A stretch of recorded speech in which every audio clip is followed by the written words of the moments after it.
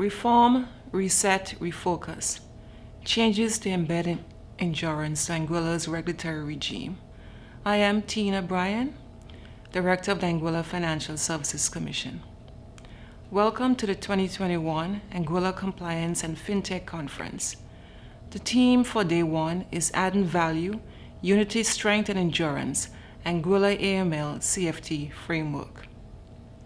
The theme reflects the jurisdiction motto, Unity, Strength and Endurance, as the Anguilla Financial Services Commission focuses on strengthening an already robust, risk-based, and responsive AML CFT framework. Today, I will focus on our stance into the third decade of the 21st century to reform, reset, refocus, changes to embed endurance to Anguilla's regulatory regime. There are many drivers impacting reform. Innovation brings about exciting opportunities, but change can be difficult at times. One area of friction in change is with the AML CFT regime. There are also significant changes to Anguilla's regulatory framework to help reset our position as a global player in international financial services. Thus, reform, reset, refocus is certainly a fitting topic as we embrace modification of Anguilla's regulatory regime. Modifications are needed. Threats continue to evolve, and the following certainties, as I will outline, that will impact Anguilla also impacts our work at the Commission. Firstly, the upcoming CFATF fourth round mutual evaluations to ensure compliance with the FATF standards. Then, commitments to the OECD standards. And thirdly, accommodating the general changes in financial services environment and landscape. Change can often be disruptive. The far-reaching impacts of the global pandemic has shown this to be true. Understanding the rationale and overall objectives behind a change can help at times. Refocusing our attention from what is changing to what opportunities are now before us would ensure that everyone, regulators and the regulated, are better able to accept and adjust to the proposed regulatory reform. During these past months, the staff at the Commission took the opportunity to aggressively review existing financial services enactments. From this review, changes were proposed and consultation completed with positive feedback. The impending changes not only adhere to international standards, but will also provide significant opportunities for service providers operating in Anguilla. It is also increasingly important for regulators to avoid over-regulation and to provide a strong regulatory framework that is flexible, practical, and responsive. It is obvious that we are in the era of shifting perspectives. International standards are being actively revised. More broadly, financial services and products are being upgraded in the midst of FinTech and SupTech initiatives. The Commission is listening to industry needs, and we will continue to do so.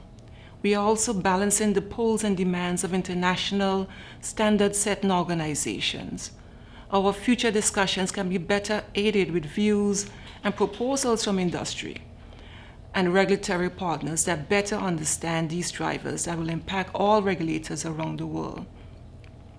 We look forward to deepening our engagement with all stakeholders. Preparation coupled with timely opportunities can rocket process in any space. Timing is critical, and the work done at the Commission has allowed all of us to benefit from the opportunities. Now, especially in light of advances promulgated via a changing global landscape, as it embraces increased digital technology, there is a need for decisive action. As such, we believe that Anguilla legal and regulatory regime has the right touch. The regulatory regime leverages opportunities across several sectors, from trust business and corporate services to investment business and securities, financial corporate societies, and in the digital asset space, utility tokens. Reforms will also impact anti-money laundering and combating the financing of terrorism. These revisions are based on a review of various jurisdictions' legislative and regulatory frameworks, industry needs together with the desire to embrace innovation. The result has been progressive legislation that adds tremendous value to an already changing regulatory landscape. Reform, the key to the future. Our national risk assessment is one where the risk is constant in all of our daily lives, and risk assessments are now ubiquitous with financial services regulation. To obtain a macro view, countries around the world have been tasked with completing their national risk assessments, and Anguilla is no different. The conduct of our own national risk assessment is not a commission-led mandate. Led by government, the Commission is a stakeholder that actively contributed to challenging work to produce an NRA. The jurisdiction is expecting a CFT fourth round mutual evaluation in the third quarter of 2023.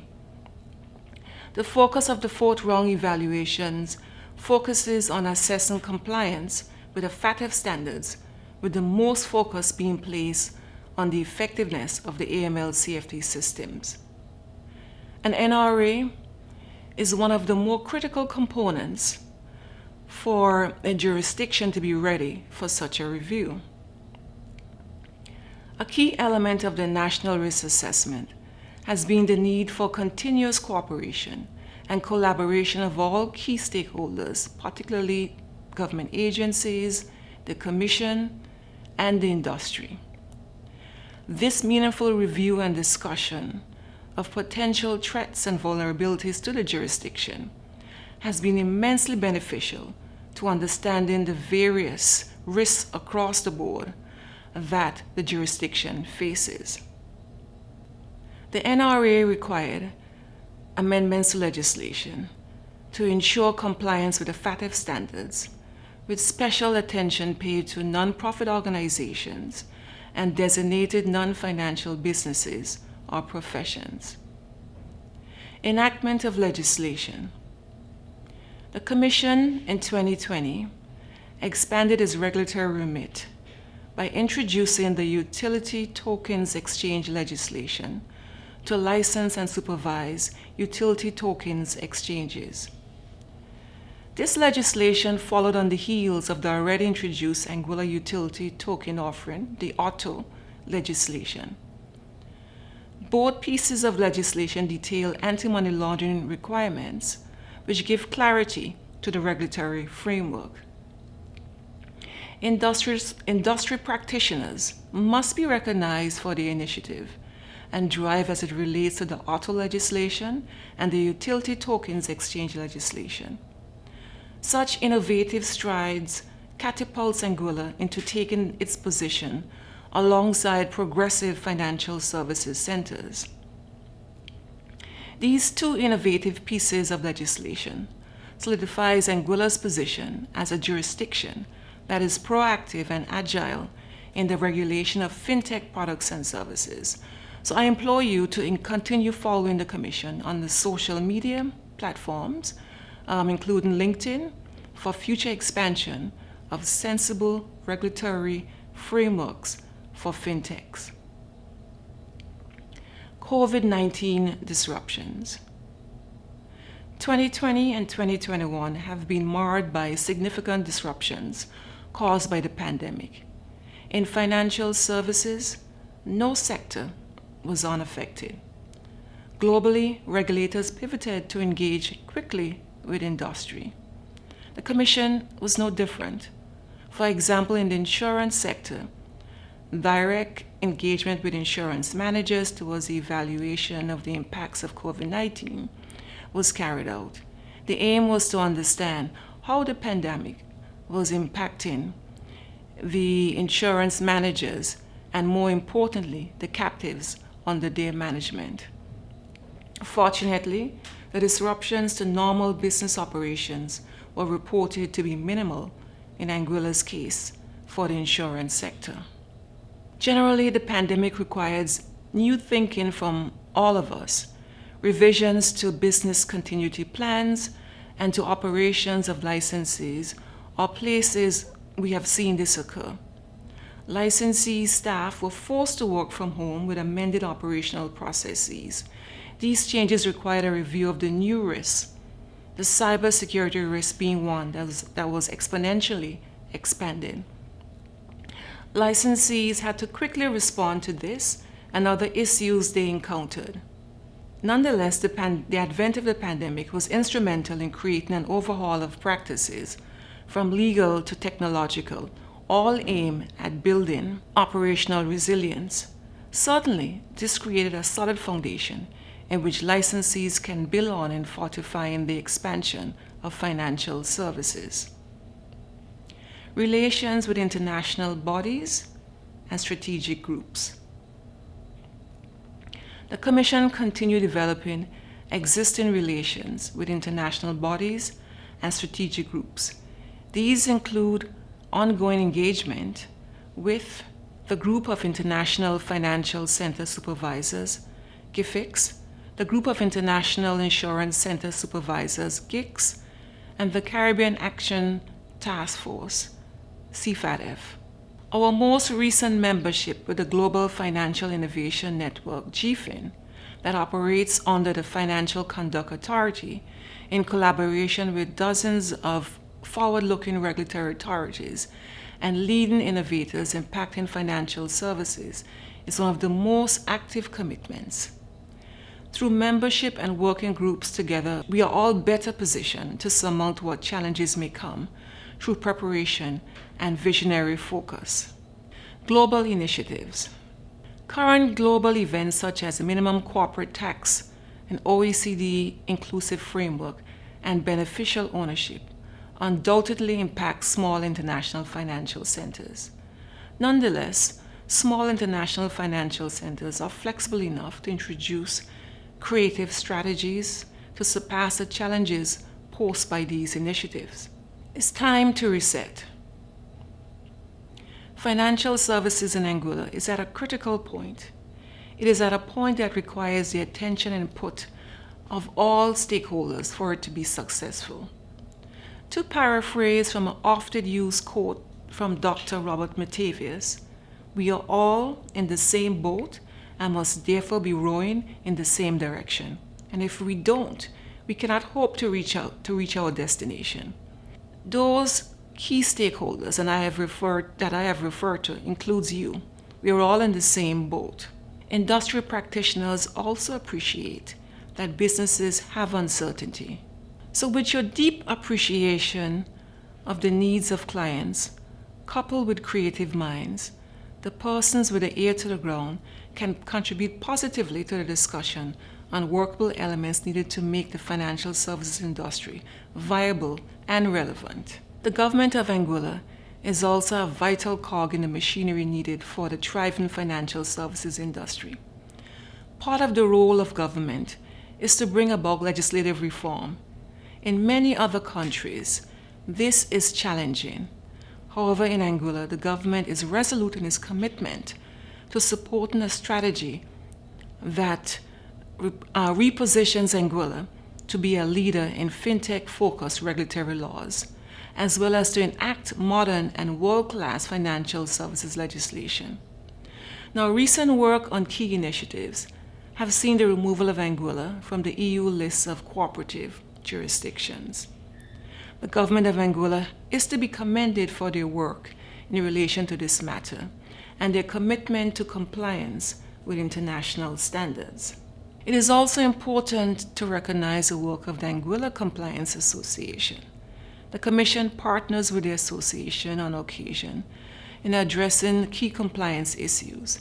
It is through this type of collaboration with the key stakeholders that the financial services industry will position itself to be a promising financial services center. Nonetheless, it is my view that the basis for Anguilla's financial services industry growth is based on a flexible regulatory framework, responsiveness of the legislators, drive for the continued compliance by service providers, industries' cooperation, and push for innovative products and services, along with the commitment of the government. Legislative development and changes. The investment in legislative reform has been significant and frankly very much needed. Bills have been drafted and put out for consultation with the intention of modernizing the company's regime and the regulatory regime respectively. The Commission, as part of its remit under the Financial Services Commission Act to develop the financial services industry in Anguilla, provided financial and technical support in the form of drafted instructions to ensure that a new improved companies cooperation legislation became a reality. Staff of the Commission contributed to the review of provisions and industry comments in the draft Anguilla Business Companies ABC legislation by its membership on the review committee. It is expected that the ABC legislation will give the jurisdiction the needed impetus for the next trust and corporate service providers to provide additional services and to promote a modernized companies regime that is comparable to that of the leading financial services sectors. It is with the view of modernization in mind that the jurisdiction drafted the Variable Capital Companies, the VCC bill. This bill presents a new corporate structure designed mainly for investment vehicles.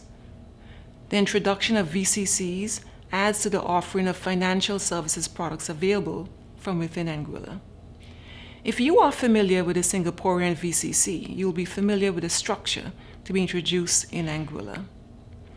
These features will include variable capital structure that provides flexibility for the issue and redemption of its shares. VCCs can also pay dividends out of its capital, which gives fund managers leeway in meeting their obligations to pay dividends. VCCs can be used for both open-ended and closed-ended funds.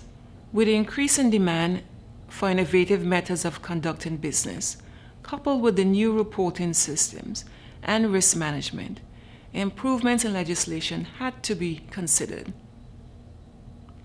The following noted pieces of legislation, drafted and published for comment, while embracing international standards, include innovative and new business practices. The Trust Corporate Services Providers Bill, the TCSP Bill, the Draft Securities and Investment Funds Act, CFA, the Draft Anguilla Special Trust Act, ASTRA, and the Cooperative Societies Bill. Allow me to highlight some of the exciting elements of each of these new offerings for financial services in Anguilla. Trust Corporate Services Providers Bill, the TCSP Bill. This allows Anguilla to be the leader in trust and corporate services. The TCSP Bill introduces license types aimed at family offices.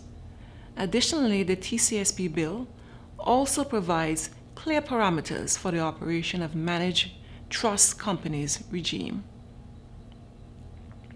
The Draft Securities and Investment Funds Act, CFA, reforms the investment regulatory regime, in particular professional and private funds, which allows investment by institutional, professional, sophisticated, and high network investors. Innovative investment solutions are permitted through technology-centric provisions. From the use of virtual currencies to the inclusion of smart contracts, there are several provisions contemplated in legislation, and this legislation is competitive with regions such as Cayman Islands, BVI, and beyond. The Draft Anguilla Special Trust Act, ASTRA, is part of a strategic plan to enhance the financial services industry through the development of a special trust within Anguilla and provides for growth in the fiduciary services sector. The creation of ASTRA Trust allows for trusts of both charitable and non-charitable purpose to consider the needs of charities, estate planning, and other purposes. The uniqueness of an ASTRA Trust is that it can only hold assets via company domicile in Anguilla and cannot be re-domiciled to another jurisdiction. This concept is similar to the Vista Trust in BVI and the Star Trust in Cayman Islands. However, the Anguilla Astra Trust advances a special trust concept that generated much excitement during the consultation process. The ECCU Cooperative Societies Bill is important in that it gives the Commission oversight for credit unions. This bill aligns with best practices and includes provisions for capital requirements, registration, governance, operation, and overall management of cooperative societies. It is expected with the introduction of these competitive and forward-looking pieces of legislation that Anguilla as a jurisdiction is better placed to offer a wider and substantial range of financial services. Refocus, FinTech outreach and developments. FinTech is increasingly being recognized as the next frontier in financial services. Financial centers are rapidly introducing legislation to ensure that virtual assets service provider VASP are compliant with recommendation 15 as set out in the Financial Action Task Force. Anguilla has been leading in this space by balancing thoughtful regulation and close scrutiny of the movements of FATF.